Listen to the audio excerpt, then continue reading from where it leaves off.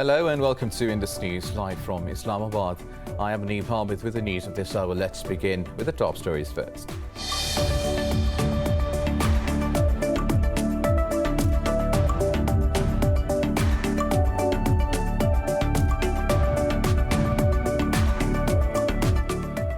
In Afghanistan, the United States says its commanders are on alert for more attacks by IS, including possible rockets or vehicle-borne bombs targeting the airport.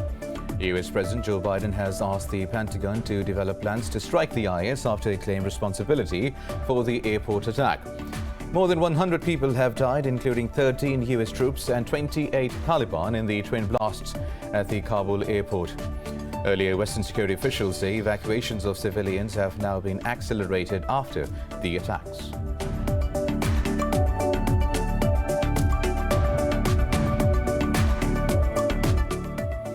One of Pakistan's paramilitary soldiers has been martyred in a terrorist attack from across the Afghan border in the Lower Dir district. In a statement, the military's media wing said the troops killed one terrorist and injured another 3 in retaliatory fire.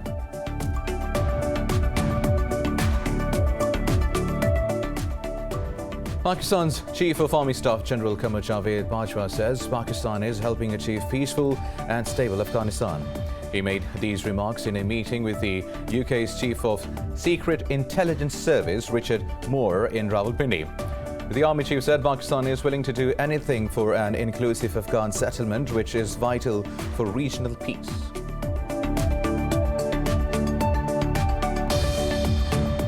Brazil has registered 920 daily deaths from COVID-19 and over 31,000 new cases. In Pakistan, the virus claimed 95 lives and infected more than 4,000 people in the past 24 hours. Globally, the death toll has exceeded 4.47 million, with over 214 million cases.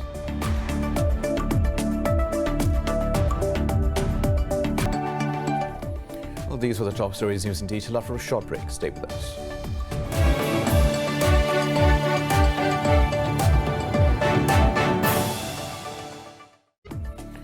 Welcome back. Now let's have the news in detail. We start from Afghanistan. Now, the US says its commanders are on alert for more attacks by IS, including possible rockets or vehicle-borne bombs targeting the airport. The deadly attack at Hamid Karzai Airport yesterday worsened the panic in Kabul. More than 100 people died, including 13 US troops and 28 Taliban in the twin blasts. Claiming the responsibility, IS said one of its suicide bombers targeted translators and collaborators with the American army. US President Joe Biden has asked the Pentagon to develop plans to strike back at the IS. Speaking at the White House, Biden held firm on the 31st August withdrawal deadline, adding that he bears responsibility for everything. Evacuation efforts have been accelerated hours after the blasts. A NATO diplomat said all foreign forces are aiming to airlift their citizens and embassy employees by August 30th. US Central Command Chief General Frank McKenzie said there are about 1,000 American citizens estimated to be still in Afghanistan.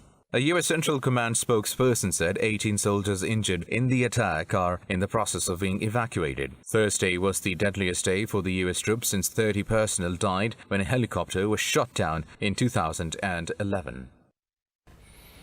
Now, for more on this, we are joined by Sartaj Aziz, former Foreign Minister of Pakistan. Thank you very much for your time, sir.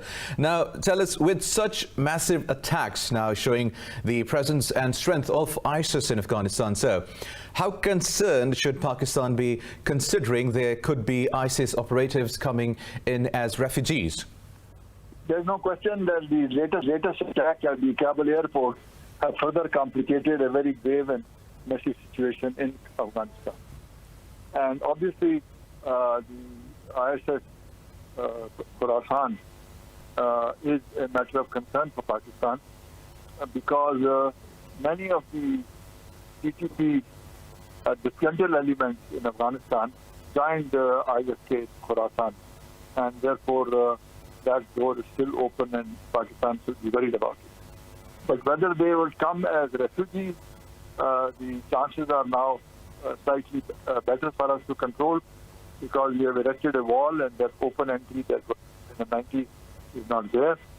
FATA has been integrated with KP Pakhtunkhwa province, which now courts and administrative structure and police stations are being extended right up to the Afghan border.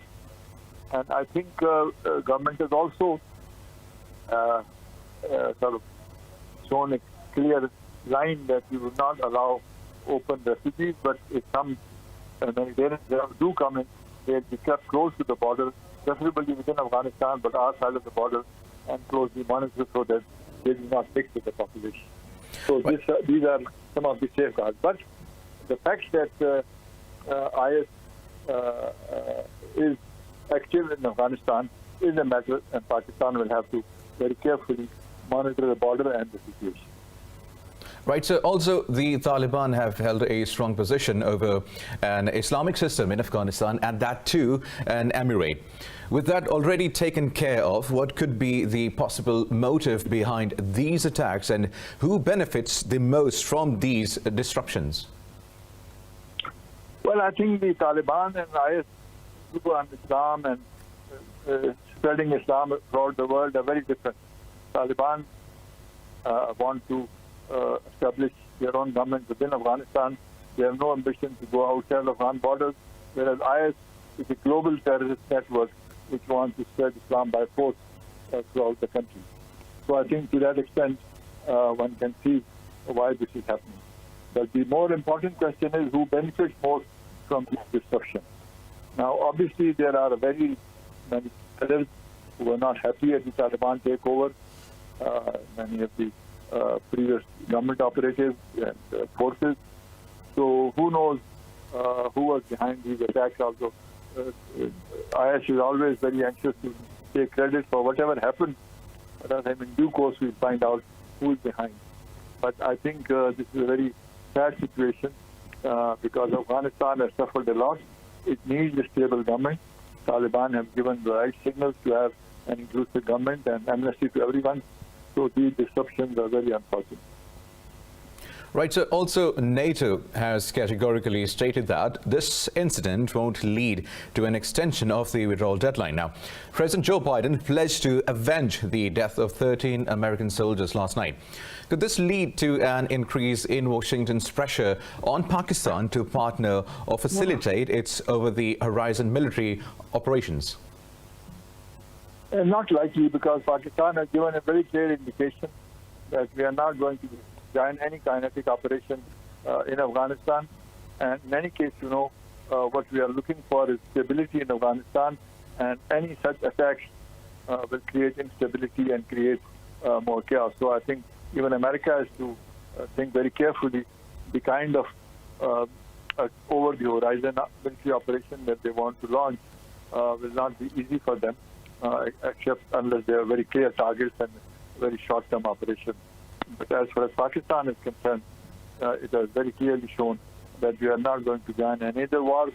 We need peace and stability in Afghanistan, and therefore Pakistan is working to evolve a regional approach with other neighboring countries, China, Russia, and Central Asian countries to respond to this present situation and promote stability and peace in Afghanistan. Right. So lastly, the Taliban have not yet organized any proper government with the new month approaching. Salaries being due, banks still not operational completely, and with the international institutions and the US halting their financial support, could Afghanistan face a humanitarian crisis in the near future?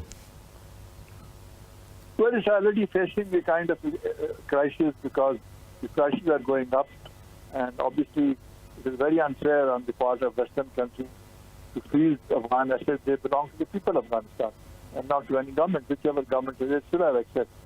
And the people of Afghanistan, having suffered so much in the past, need humanitarian assistance, food and other medicines and so many other necessities. So I think this is an unfortunate situation that instead of helping the people of Afghanistan, they have frozen their assets.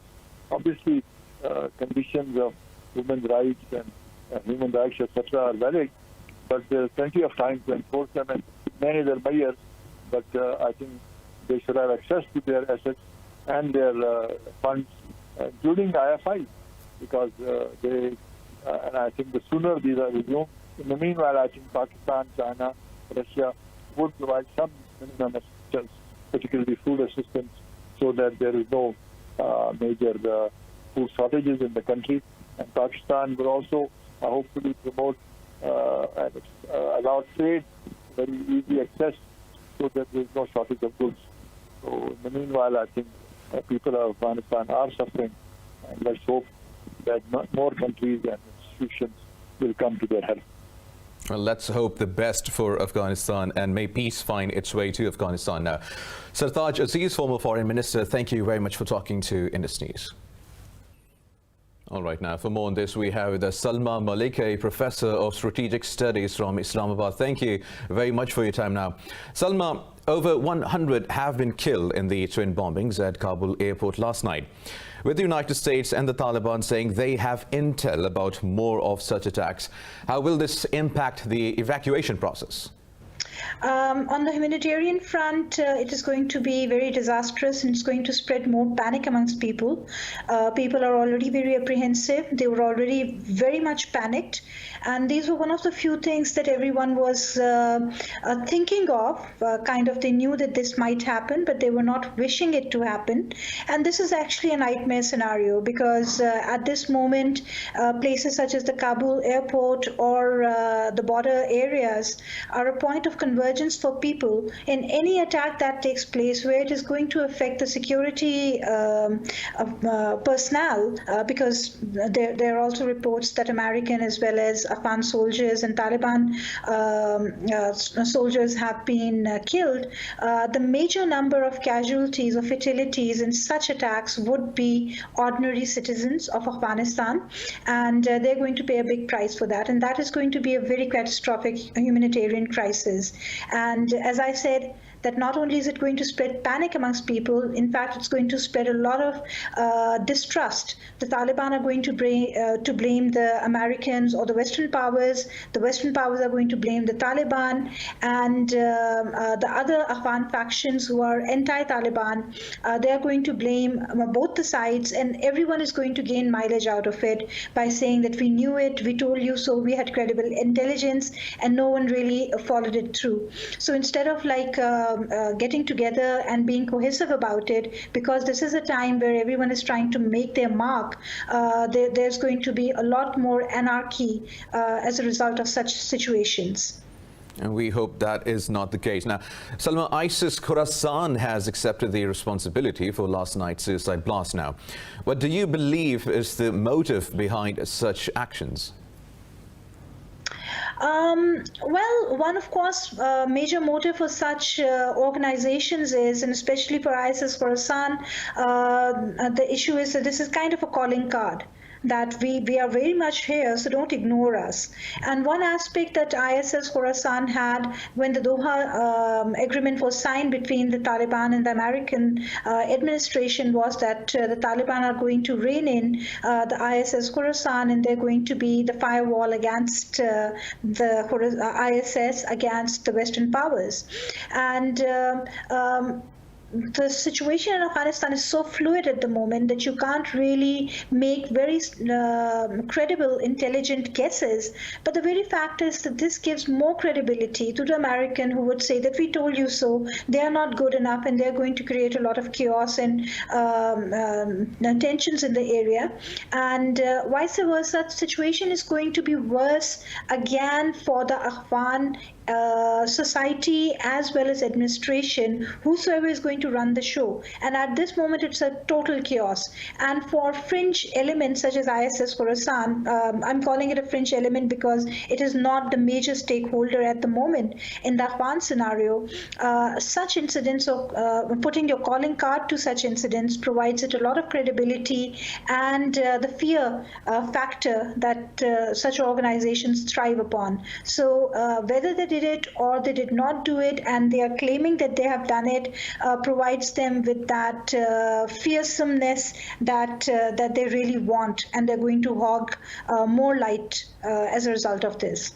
Right, Salman, let's talk about US President now. Joe Biden said that the US had accomplished its mission in Afghanistan, which was to eliminate the possibility of an ISIS attack on US forces or their interest. Do you believe the American president's statement is faulted? Well, you see, look at the sequence of statements that have come from the US and how this situation occurred. Just 24 hours ahead of this particular tragic incident, the American president had also said that, or the American administration had asked for more time for complete withdrawal of its troops. And plus, the Taliban and the others had also said that there are threats that there's going to be such an attack. And then it happened. So is it a pure coincidence that all of these things happened, or there is some sequence to it? Would that require that, oh, the Americans need to come back, the contractors need to come back in a greater number as part of a CIA payroll to secure American interest in Afghanistan? Does that also mean that, God forbid, several such more incidents with a high number of casualty count of Afghans, definitely no one else, unfortunately, would that mean that the American powers, they would return? And Joe Biden's statements for the moment are very unfortunate. I mean, if we would laugh at Trump for giving irresponsible statements, President Joe Biden is also giving statements without realizing that all the goodwill, if there was any, that the Americans earned in their 20 years fiasco in Afghanistan is totally going down the drain. And these are not the statements to pass at this moment. I mean, if they said that their mission was to control ISIS, I think that mission has really not worked. The ISIS is very much around, and if yesterday's event happened, was done by the ISIS, so the ISIS has actually told them that we are very much around and we have taken a good number of your soldiers out, so don't consider us to be out of this picture and your mission successfully accomplished. So unfortunately, there was no mission, whatever mission statements that the US had said in the last 20 years to date, that have been successful in Afghanistan. Right. I mean, Salma, we want to see peace in Afghanistan, but if we witness a surge in such attacks, are we looking at another era of a destabilized and vulnerable Afghanistan? Absolutely. This is a very, very unfortunate thing, because sitting here in the comfort of our homes and talking to each other, we cannot even think of what an average Afghan national at this moment is going through. Whatever social class, social background, economic background they come from, there's a complete state of panic in Afghanistan as to what would happen. And you see, after 15th of August, the Taliban had tried to make it a big thing by telling people not to panic. They are not going to do many of the things that they had done in the past. They had tried to broker a lot of confidence in the Afghan society, and that is something the West was not comfortable with. They were thinking that utter chaos is going to erupt, and if they really wanted to have a stable Afghanistan, the one thing that they would have done was to stabilize the Afghan national security forces, which they completely left chaotic and lacking, and they had zero capability. So when the Taliban came into Kabul or any of those areas, they found zero resistance.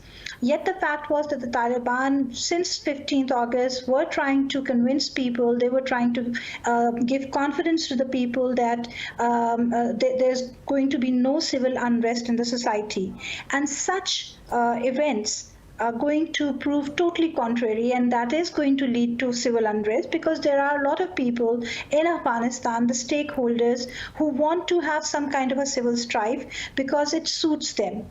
And if that happens, the Taliban have firepower, Taliban have control over Kabul, and that is going to open a very, very unfortunate, dangerous and violent new chapter for the Afghans, which is going to be extremely dangerous and difficult, and it's going to have very severe repercussions on Pakistan, because being the next door neighbor, Pakistan is going to have a spillover of Afghan crisis, and that also means not only humanitarian crisis in the form of Afghan nationals coming to Pakistan, but also violent conflict spilling over the borders. So this is going to be very, very upsetting for the entire region, but mostly for Pakistan and, of course, for Afghanistan. Well, Salma, we hope and pray that peace finds its place in Afghanistan and in the entire region now. Samlal Malik, Professor of Strategic Studies from Islamabad, thank you very much for joining us on Indus News. Thank you very much. Well, now moving on, Pakistan's one paramilitary soldier has been martyred in a terrorist attack from across the Afghan border. The army said the terrorists opened fire on a military post in Lower Dir district. In a statement, the military's media wing said the army responded in a befitting manner. The ISPR said the troops killed one terrorist and injured another 3 in retaliatory fire. It said the 36-year-old martyred Havaldar Gul Amir was a resident of Lucky Marvat. Earlier on August 8, another soldier was injured in a cross-border attack from Afghanistan in North Waziristan.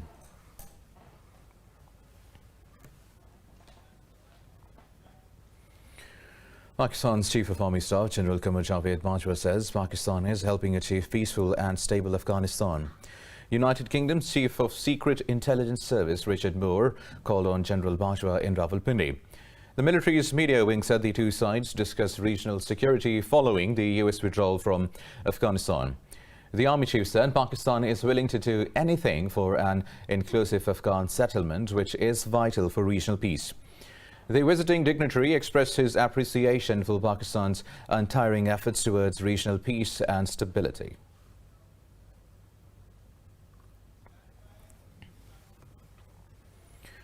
Pakistan's foreign minister says continued consultations by Afghanistan's neighbors over the country's future are the way forward. Shah Mahmood Qureshi was speaking to Iran's President Ibrahim Raisi in Tehran as part of his regional tour. Qureshi said a coordinated approach is important for security, stability and inclusive political settlements in Afghanistan. The foreign minister thanked the president for Iran's consistent support on the Kashmir issue.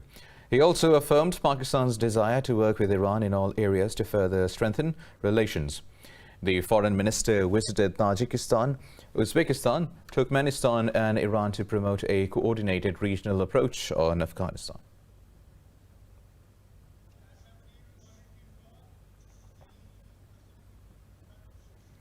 Now for more on this, we have with us Manahil Ahmed, our correspondent from Islamabad. Now, Manahil, tell us, what was the core agenda of this visit? The core agenda of Foreign Minister Shah Mahmood Qureshi's visit to Central Asia and Iran was to bring focus on the issue that is happening in Afghanistan. Before embarking on this journey, the Foreign Minister, the Foreign Office and our Prime Minister did speak to a lot of other countries, including Russia, Turkey, the European Council and the United States, in which Pakistan's role for safe evacuation of Afghans and foreigners stranded in Kabul was highly appreciated. Other than that, Prime Minister Imran Khan and Foreign Minister Shah Mahmood Qureshi has been in contact with world leaders all across the country, all across the world, where they are highlighting that how a political inclusive government in Afghanistan is extremely vital for peace in the entire region. That was one of the reasons why Foreign Minister Shah Mahmood Qureshi did embark on this 3-day visit, in which he visited Tajikistan, Turkmenistan, Uzbekistan and Iran. He met with foreign ministers, he met with senior leaders in these countries, and he did share Pakistan's perspective regarding Afghanistan and the developments that are happening in Afghanistan. He did highlight the role of neighboring countries to maintain peace in Afghanistan, which is vital for the entire region. Shah Mahmood Qureshi, there was an Afghan delegation that was also in Islamabad a couple of weeks ago, in which Foreign Minister Shah Mahmood Qureshi did have an extremely exclusive and extremely inclusive dialogue with them, in which they were motivated and they were advised to go for an inclusive government.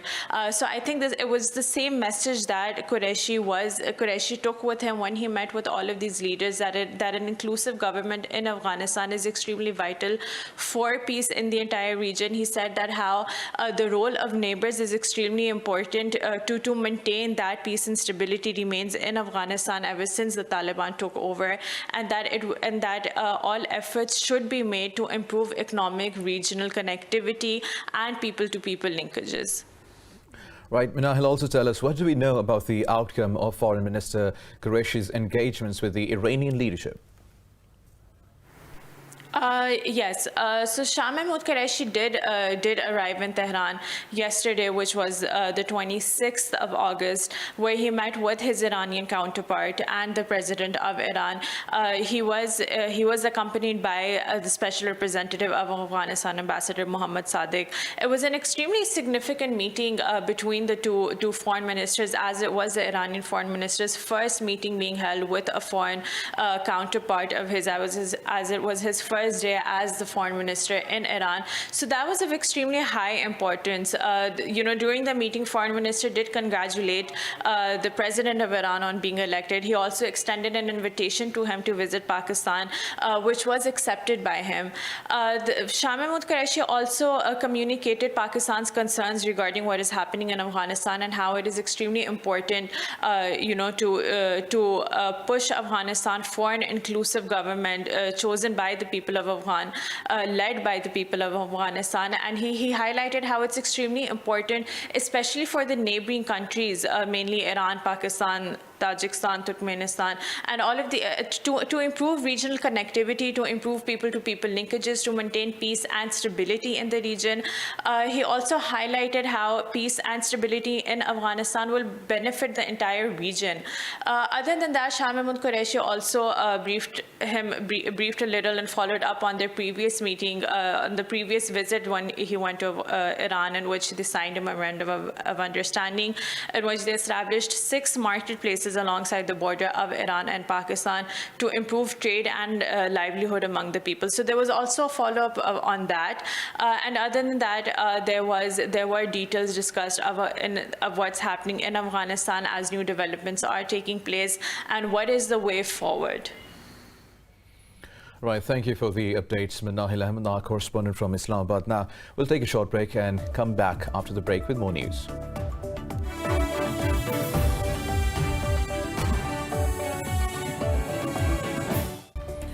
Welcome back. Now, Pakistan has condemned the extrajudicial killing of 5 more Kashmiri youths in the past 3 days. A Foreign Office spokesman said the occupation forces have intensified killings of Kashmiris in the so-called cordon and search operations. In a statement, he said more than 100 Kashmiris have been martyred this year alone. He said this violence only portrays India's frustration over its failure to suppress the just struggle of the Kashmiris.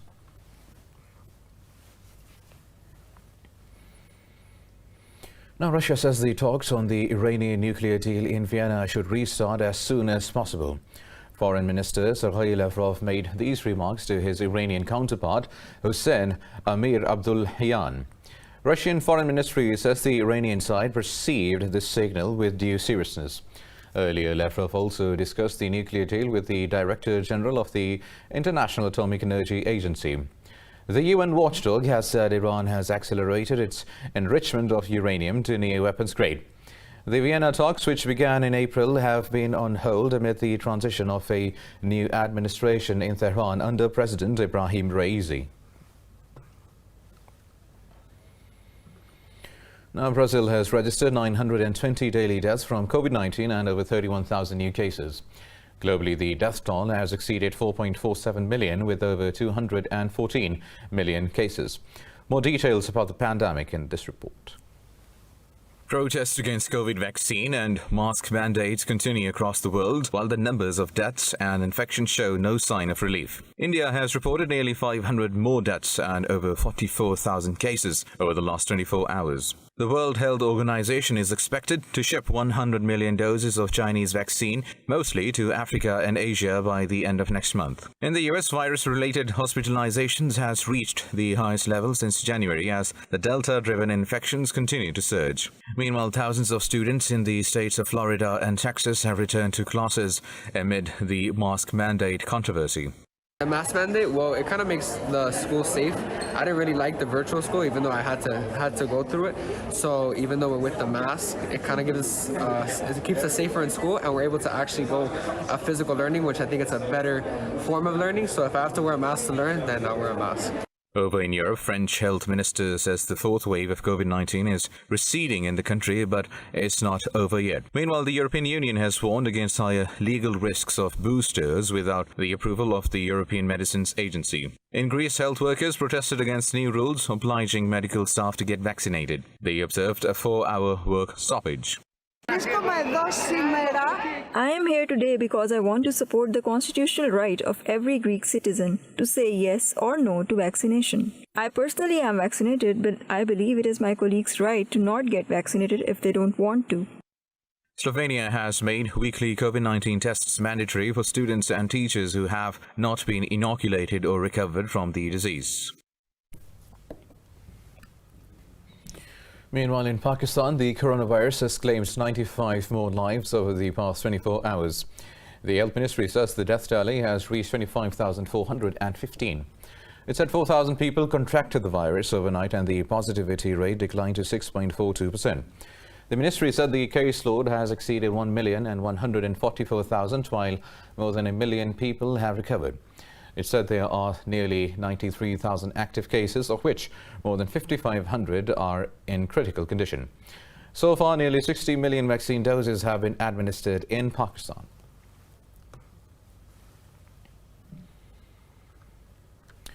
UN Secretary General Antonio Guterres has urged political leaders in Lebanon to urgently form a national unity government. In a statement, a UN chief spokesman said there is a need to bring immediate relief, justice and accountability. A 2-year-long financial meltdown has hit a crunch point this month as fuel shortages paralyzed much of the country. The crisis has sunk the currency by over 90%, forcing more than half of the Lebanese into poverty.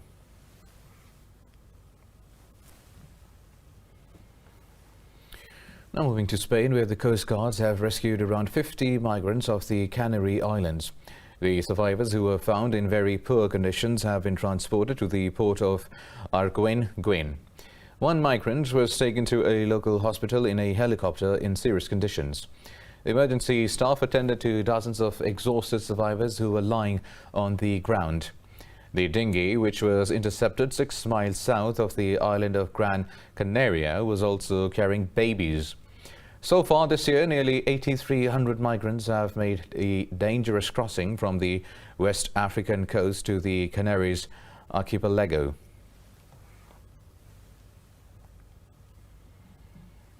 Now, Russia has fined Facebook, Twitter and WhatsApp for failing to store the data of its users on local servers. The country's internet watchdog said Moscow's district court has fined Facebook $200,000. The penalties come after President Vladimir Putin accused Western social media platforms of flouting the country's laws. Twitter and Facebook were first penalized for breaking the law last year, while Google was hit with its first fine last month. Russia has blocked a number of websites that have refused to cooperate, including LinkedIn and the Dailymotion video platform.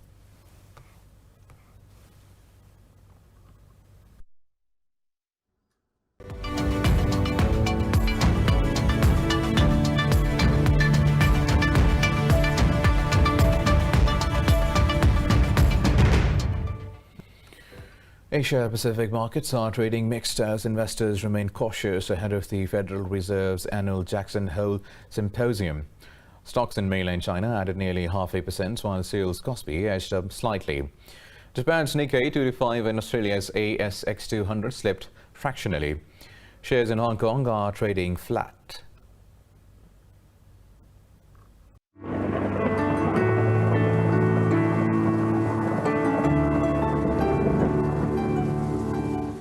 And now let's have a look at how the weather is doing around the world.